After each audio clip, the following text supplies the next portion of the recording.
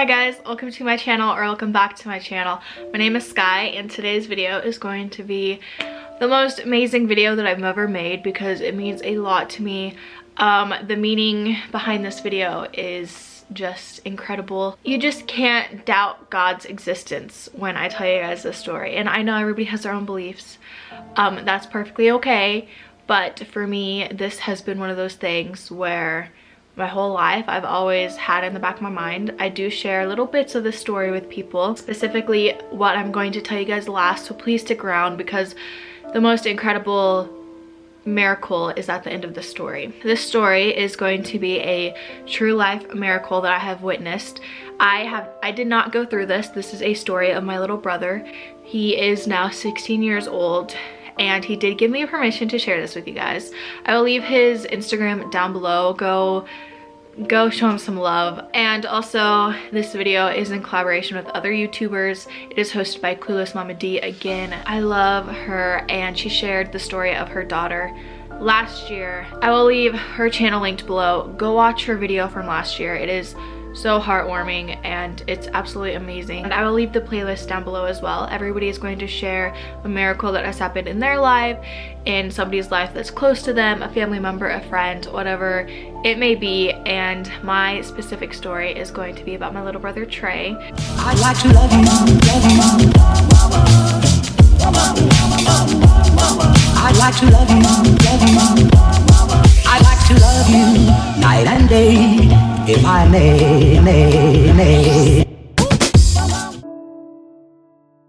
I think you guys have seen him in a few vlogs from months and months ago. He does not like being on the camera very often. I wish he was here to film this with me, to share his side of the story, but I'm just going to share what I know. I did call him, get his permission, and I asked him to kind of explain everything that he remembers, and then I'll also add the stuff that I remember as well. There are sadly a few missing links. There are a few missing key points, such as what did happen to him and like what he was diagnosed with, whatever. So in that case, I'm very sorry. And yeah, I'm just going to go ahead and share what happened to my little brother. So just a little bit of a backstory so you guys can understand a tiny bit better. My brother and I do have different dads. My mom and my dad got married when I was young and they did not last. They were teen parents. They did not last. They got a divorce. My mom moved to Kansas while I was still here in Nebraska with my dad. And then my dad passed away when I was 4 years old. My mom got custody of me, and when she got custody of me, she was already pregnant with my little brother Trey. We ended up being like 4 years and a few months apart. We became pretty close growing up. Of course, still had our fights, just like every sibling does. He was otherwise very healthy child. He did not have any medical issues, really, that I know of. I just do remember he one time got like a really bad cold and like had to do breathing treatments, and that's honestly the only, you know, like medical condition that I can think of, minus the fact that he was always getting stitches, always going to the hospital for falling and busting his head open. He has so many scars all over his face from stitches and getting glued and stuff. So fast forward to when he was 5 years old. I was 9 at the time. I forgot to add that my mom was also remarried to his dad when she got custody of me. So his name was Rick, and it was Halloween night. I know they took us trick-or-treating that night. It was so much fun. And I do think that it was a school night. I'm pretty sure it was a school night. And we did have to go to bed a little bit earlier. We couldn't stay out too late. And we had a lot of candy. We had 2 buckets full of candy, and we were sitting there eating it, and then we went to sleep. And then Rick and my mom went into the kitchen and were drinking, which they always did that. It was no big deal at all. But that particular night they were being so loud, and I was like, what? Like, why are they being so loud? And keep in mind, I'm 9 years old and like moody and hormonal. And I got up to go to the bathroom, and there's Trey standing in the hallway. It's a very short hallway, but so here's my room. My room's here, and when you walk out of my room, you go down the hallway, and at the end of the hallway is his room, and right beside it is the bathroom. And he's just standing in the doorway of his room. His lips are purple, his face is changing colors, getting very pale, and I was like freaked out. I was like, are you okay? And he would not answer me. I kept saying, are you okay? He would not answer me. And then I was like, go to mom and dad right now. And so he walked in the kitchen and they freaked out. His chest was sunken in. He honestly looked like a skeleton ghost. Like, that's the best way I can explain it. Just in the middle of the night, just standing there. He would not respond to anybody, and he just looked terrible. And I don't remember anything after this, so all I know is that they took him to the hospital.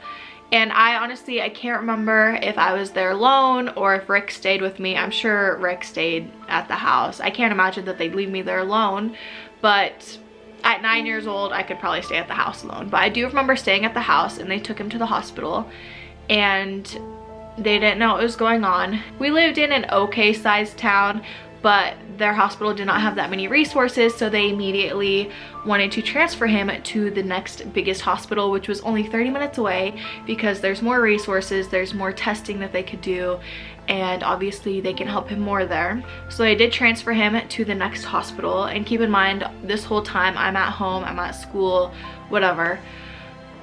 So on his way to the hospital, while he was in the ambulance, he flatlined, and they tried reviving him, and you know, whatever they can do on a 5-year-old boy. After 34 seconds, his heartbeat came back and he was okay. Thankfully, they saved him, and I can't imagine, like, if this ever happens to Hugh, I can't imagine what would be going through my mind, you know, watching them try to save my son. So I can't imagine what my mom was going through, and that's what amazes me even more. We don't have a good relationship with our mom. She's a drug addict, and one of these days I will share that story with you guys, because I feel like it's something that way too many kids experience, and I want others to know that they're not alone.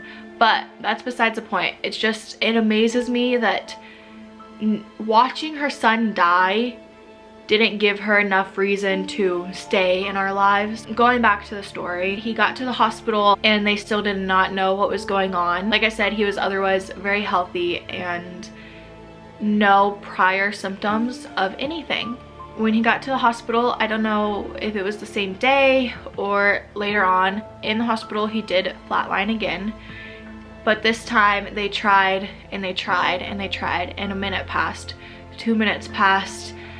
And at this point, on a tiny little 5-year-old's body trying to resuscitate him, they were doing everything that they could. And finally, after a few minutes, his heart started beating again. He died again. He died twice within a week span. And then on my side of the things, I just remember not seeing much of my mom. And at 9 years old, I did understand that my dad died. I finally understood that I would never see my dad again. And after not seeing my brother for 3-4 weeks, he was in the hospital for a long time, and I did not go visit him in the hospital. I thought that my brother died too, just because I already went through a death in my family of somebody that was close to me. And then finally he came home. He was in the hospital for weeks. And this is where there's a missing piece, because he does not know what he was diagnosed with. I do not know. And I'm not even going to attempt to get a hold of my mom. I don't have her phone number. I don't know where she lives. I don't even know if she has a phone. She deactivated all of her accounts. So I have no way to get a hold of her to ask what happened to him, or if they even found out, because none of us remember. So I feel like it was probably inconclusive, but they did keep him in the hospital for weeks, probably for treatment or whatever. But that's not even the best of the story yet. So when he came home, he would talk about family members that died before he was even born. Specifically my Uncle Bobby, so my mom's youngest brother. But he passed away when I was 5 or 6. I was pretty young when he passed away, and so truthfully, like, I don't even remember that much of him. My brother might have been born, but he never met Bobby. There were a few times where he'd talk about him, or other family members that passed away way before he was born. And I kind of always thought that he was crazy. Then he finally told us. He said, when I died the second time, the first time was only 34 seconds. But when I died the second time, I believe, so on my side of things, I believe that the reason why it took them so long to resuscitate him was because he was making his decision. He said that Uncle Bobby and a few other family members met him and they said, you can come with us or you can go back to your mom and your sister and your family. And they said that, you know, he had to choose. And he was, at this time, it was probably a few months later, he was 5 years old telling this story. There's no way a 5-year-old could make this up, especially about people that he's never met before. Like, seriously, everybody thought he was crazy. And to this day, when he tells people this story, that he died and that he met people that he's never known, it just, everybody thinks he's crazy. And then, so fast forward a few more years later, we were looking at pictures, and again, he was talking about, he saw a picture of Uncle Bobby, and at this point I was way older, I was in my teens, and he was like, oh yeah, I remember him. And I was like, no you don't, he died before you were born. And we got into like this huge fight. He's like, yes, I have too met him. And I was like, no, you literally haven't, he died before you were born. And he was like, but he asked me if I wanted to go with him. And I was like, and then in my mind I was like, oh yeah, because even now I forget that he died. Even now I forget that he went through that. We don't even think about very often, but when we do, it's like, wow, we are so thankful that he's still here. Honestly, it's a miracle in itself that he died twice and they saved him, but it's even more of a miracle that he got to witness a little part of heaven, that he got to witness what it was like when you die. And I think that's something that not many people experience. I've personally never experienced, and a lot of people say, how can you believe in something that you've never seen? How can you believe in a greater God? And it's just, I have not experienced it, but somebody very close to me has, and he's still here to this day, and I think his story should be shared more often. I'm sorry if this video was all over the place. I didn't really know how to explain things, and it's a pretty like serious subject. He's 16 years old and, you know, a teenager. He annoys the crap out of me when I do see him, but what really makes me sad is thinking like Hugh could not even have an Uncle Trey. Like, Uncle Trey could be not here. When Hugh does get to hang out with Trey, which is only a couple times a year because they live 8 hours away, it's just amazing how good he is with Hugh and how much Hugh loves him. And Trey is like Hugh's best friend when they're together. He does not care about me, he just wants to hang out with Trey, and I'm just thinking of that and seeing them together. It makes me so thankful for God's glory. That's all for the story. I'm just so thankful he's here, and this holiday season especially, I'm just going to remember that sometimes things happen that there's not an explanation for, and those things, in my opinion, are God. And I know everybody believes what they want, and that is perfectly okay, but my story was a religious story. In my opinion, everybody can say what they want about it, but don't forget to go check out everybody else's stories, everybody else's experiences with miracles, because I feel like these stories should be talked about more, it should be shared more. And yeah, that is all for today's video. I really hope you enjoyed. I don't know how this is going to turn out, but I hope you enjoyed, and we will see you next time. Bye guys.